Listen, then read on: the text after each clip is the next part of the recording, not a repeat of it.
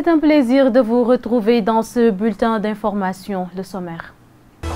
Le maire de la commune de Ziguinchor rend hommage à ses défunts compatriotes par le baptême de quelques rues de la ville. L'une d'entre elles porte le nom de Feu Mamadou Nying et Ousmane Diombera, des jeunes décédés en 2012 suite à l'accident du convoi d'Abdoulaye Baldé à Diegoune en provenance de Thionkessil lors de la campagne électorale. Et puis le collectif des populations du royaume d'Afélédio Manga réclame de l'électricité, de l'eau potable, la construction de l'axe Brin-et-Namport et un lycée dans leur commune. Ils ont battu le macadam pour se faire entendre. Et enfin, Kousabel, à l'heure de la vulgarisation des projets et programmes de l'État, la jeunesse de cette contrée de la zone des Palmiers a choisi 72 heures pour se pencher sur le développement de sa localité. Vous les entendrez dans cette édition.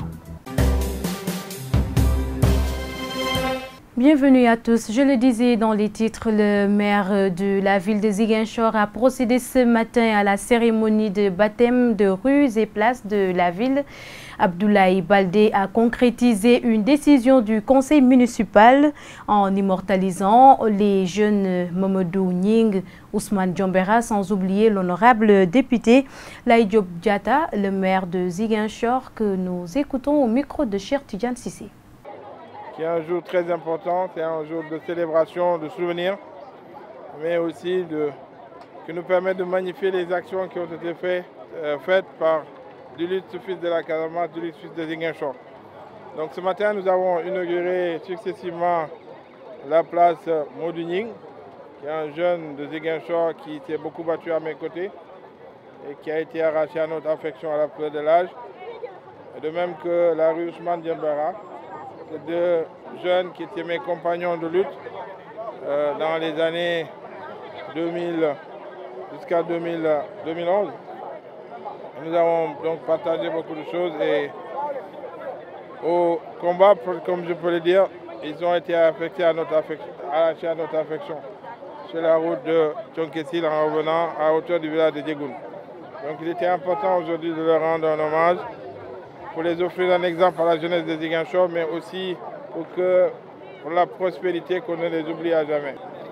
Et nous venons aujourd'hui tout de suite d'inaugurer le boulevard Laye Diop Diatta, qui était connu comme un homme politique de grande dimension au niveau du Sénégal, qui a marqué le Sénégal post-indépendance avec son engagement politique, son engagement au service de la Casamance. Et donc aujourd'hui, il était tout à fait évident que nous puissions de rendre cet hommage en lui dédiant ce boulevard de Lignane, qui s'appelait boulevard de Lignane, qui va désormais porter le nom de Laye Diop Diatta. Il va s'appeler boulevard Laye Diop Diatta. En hommage à ce grand fils de la Casamance, à ce grand fils du Kassa. Je le disais tout à l'heure, au Kassa, quand vous parlez d'Aline Sitoé, après Aline Sitoé, un des hommes les plus illustres s'appelle Laye Diop Diatta. Parce que de par ses actions, de par son engagement, de par son courage, de par son engagement au service de son peuple. Donc je pense que c'est un exemple. Et donc nous avons décidé de lui dédier ce boulevard pour que pour les générations futures, pour savoir qui était ce grand monsieur, qui était ce grand défenseur, qui était ce grand fils de Diombera qui a été au service du Sénégal toute sa vie durant. Jeunesse et emploi, c'est le thème de la conférence animée à Kousabel par le Conseil régional de la jeunesse. Pendant des heures, la délégation de Mamadou Talibé Diallo a tenu en haleine la jeunesse de cette zone des Palmiers sur la question de l'emploi. Le Conseil régional de la jeunesse a profité de l'occasion pour vulgariser les projets et programmes mis en œuvre par l'État du Sénégal. Sous l'invitation de la jeunesse de Kousabel, située dans la zone des Palmiers, le Conseil régional de la jeunesse a tenu une conférence sur la question de l'emploi des jeunes. Une occasion de contribuer aussi dans la recherche de la paix en Casamance, parler des opportunités mises en place par l'État du Sénégal pour l'emploi des jeunes, afin que cette jeunesse de Kousabel puisse à son tour accéder au financement et aux accompagnements de tout type de formation. Nous avons su à développer le thème qui nous a ici emmené, à savoir jeunesse et emploi. Et nous avons aussi vraiment à parler des opportunités que l'État du Sénégal a mis sur place, à savoir l'ANPEJ, le PAPEJ, l'ADER, et aussi voir quels sont les moyens pour que ces jeunes qui se trouvent dans cette zone du palmier puissent aussi accéder au financement de l'État du Sénégal, mais aussi qu'ils puissent accéder aussi aux accompagnements, à différents types de formations afin qu'eux aussi ils se sentent dans cette prise en charge que l'État est en train de faire d'une manière générale à la jeunesse sénégalaise. Ce moment d'échange a été très satisfaisant pour les bénéficiaires. La conférence a été bénéfique pour nous. Elle nous a permis de connaître les projets et programmes mis en œuvre par l'État dans la campagne de sa jeunesse, dans la recherche d'emploi. Désormais, la jeunesse de Kousabel est prête à unir ses forces afin de bénéficier des projets et programmes de l'État pour une jeunesse autonome. Cap sur Youtou à présent. Youtou, un des plus gros villages de la Casamance, reste encore prisonnier de son enclavement et de son isolement du réseau d'électricité dans cette localité où l'accès se fait pratiquement avec une pirogue. Les accouchements se font à l'aide de bougies depuis l'obstruction des batteries qui alimentait la maternité en électricité. Dans cette maternité, 4 accouchements en moyenne sont enregistrés par jour. Malgré tout, les matrones ne sont pas rémunérées à la fin du mois. Elisabeth Diata, sage-femme d'État, et Domtil Diémé, matrone, que nous écoutons au micro de nos reporters. On fait des accouchements sans lumière.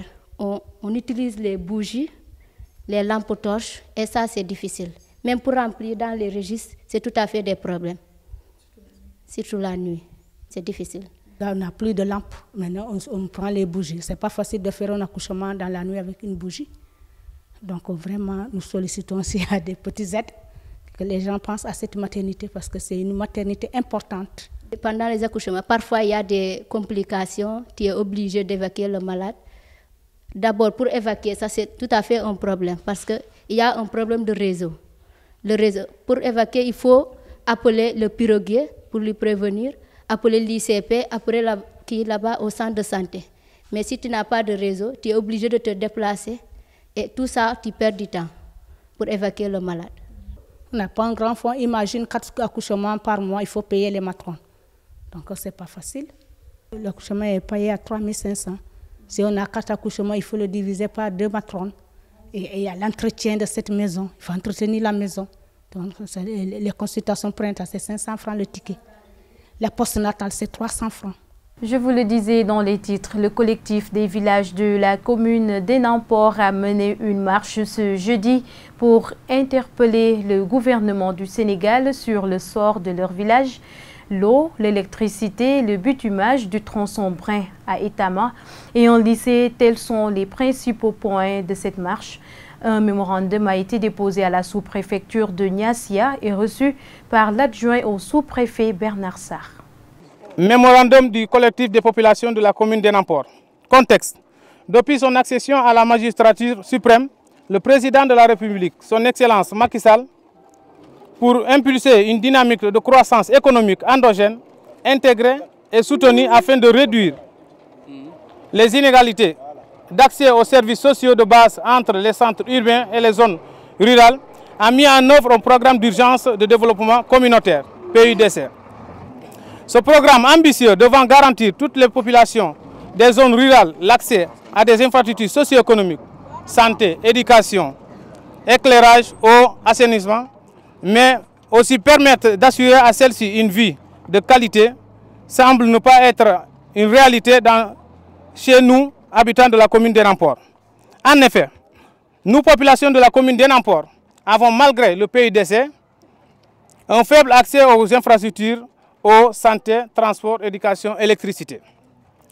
Face à cette situation alarmante et à l'absence de prise en charge efficiente pour faire du PUDC une réalité dans la commune d'Enampor, nous, collectifs des populations de la dite commune, attachés au développement de notre terroir et soucieux de l'amélioration durable des conditions de vie de nos habitants, avons décidé de déposer ce mémorandum articulé autour des points suivants. le bitumage de la route Brin-Bandial, l'électrification de toute la commune d'Enampor, l'accès à l'eau potable. L'actualité hors de chez nous à présent présentée en bref et en images. À Madagascar, les résultats officiels provisoires publiés par la Commission électorale nationale indépendante donnent Andrei Rajoelina gagnant de l'élection présidentielle du 19 décembre. L'ancien président de la transition est arrivé en tête avec 55,6% de voix. Son adversaire, Marc Ravalomanana, obtient 44,34% des suffrages. Andrei Rajoelina, 44 ans, est bien connu des Malgaches depuis qu'il a déjà été maire de la capitale en 2007 et a dirigé le pays pendant 5 ans, de 2009 à 2013. Et enfin, en Indonésie, les autorités indonésiennes ont relevé le niveau de l'Anak Krakatau 5 jours après le tsunami qui, selon un dernier bilan, a fait 430 morts et 1495 blessés et 159 disparus. Jakarta a porté le niveau d'alerte du volcan à élevé, soit le 2e niveau le plus important, et l'aviation civile a demandé à tous les avions d'éviter la zone. C'est cette actualité internationale qui met fin à cette édition. Merci de l'avoir suivi. Excellente suite des programmes sur les www.gms.sn et sur la 89.3 FM GMS, la radio de la paix et de l'amour. Au revoir.